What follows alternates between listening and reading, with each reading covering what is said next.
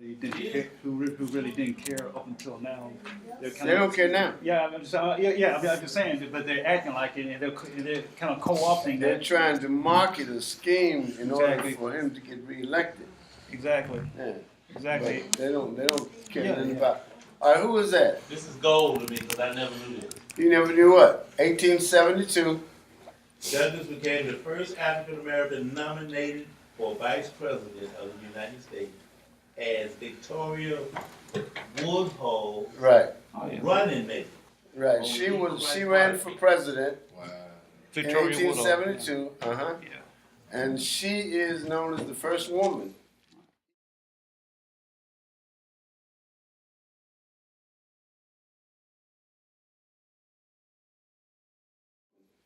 Even though they have us thinking a whole lot of nonsense, so that ought to tell you that a lot of the reporters that are putting all this nonsense out here Don't know.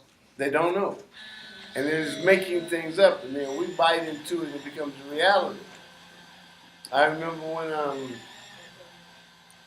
the radio station had people calling in to win a prize.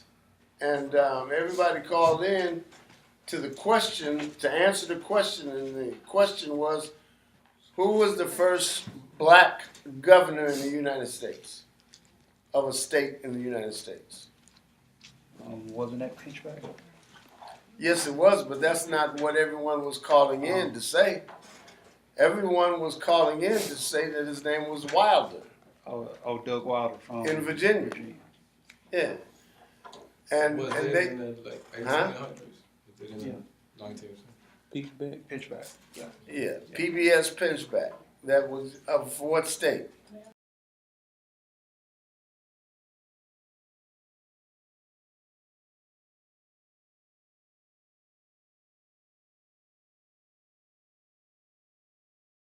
For what state? Louisiana. Louisiana.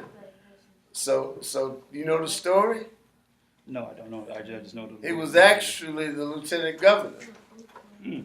And some things happened that caused him to have to actually be an interim governor. But they tried to kill him.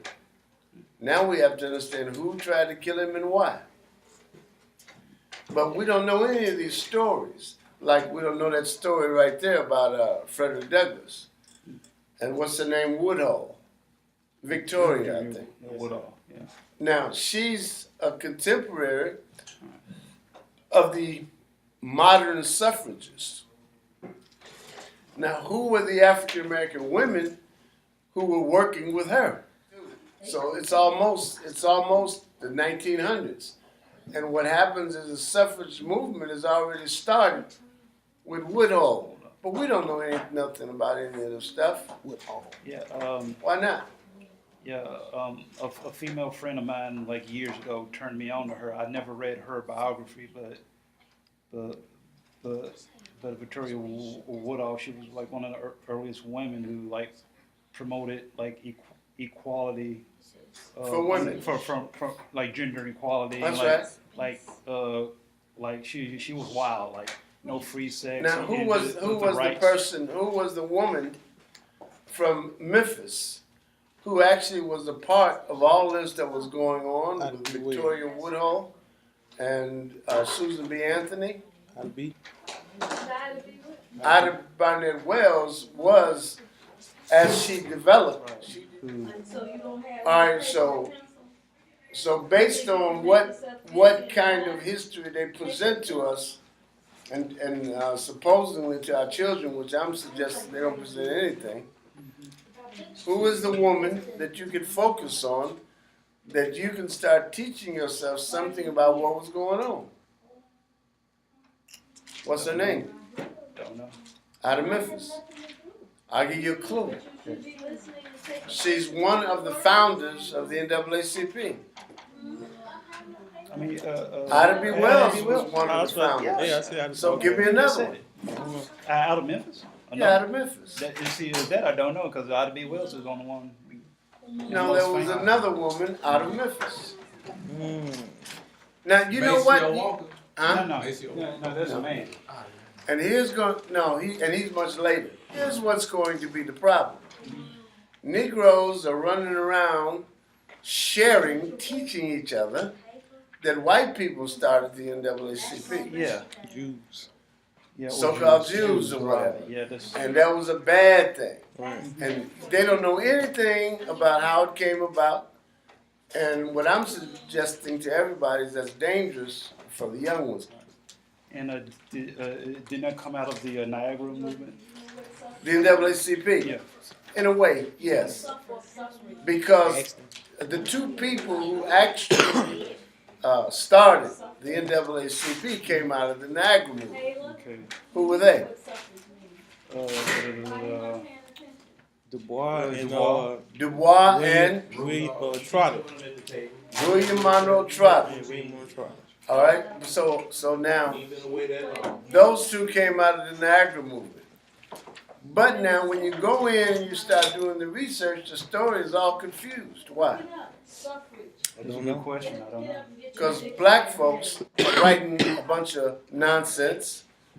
White folks are writing a bunch of nonsense. And you have to develop the ability to discern truth for yourself. And we have to stop allowing these silly arguments to cause us to have all of these problems. So anyway, So we So, our Facebook link is found out Miss Mary Church Terrell, Terrell. that's her. Mary Church Terrell. Terrell, that's who you're looking for. Yes, sir. Born 1863. So how did you click up on that? I googled women founders of the NAACP. Good, There's 3 of them, right? good.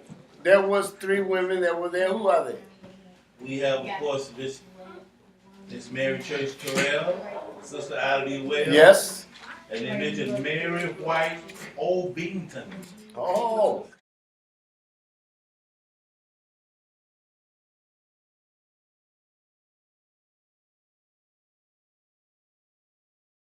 Mary White O'Beington. oh. So now how many times have you ever heard her name? That's my first time hearing Miss O'Beington. So now what we've got to do is we've got to figure out why there's so much confusion about the founding of the NAACP. Why is that? That's a good question, man. Well, because how about this it one? doesn't make sense. How about this one? Okay. Up until what year was the NAACP number 1 on the House Un-American Activities Committee's list? Huh? They were on that list They were number 1 on the list. up until. They were above the African Blood Brotherhood. Wow. What's That's it called? tough. African Blood Brotherhood. No, the House of what? The House Un-American. What is that, Carolyn? The committee, House Un-American Activities Committee. That's it.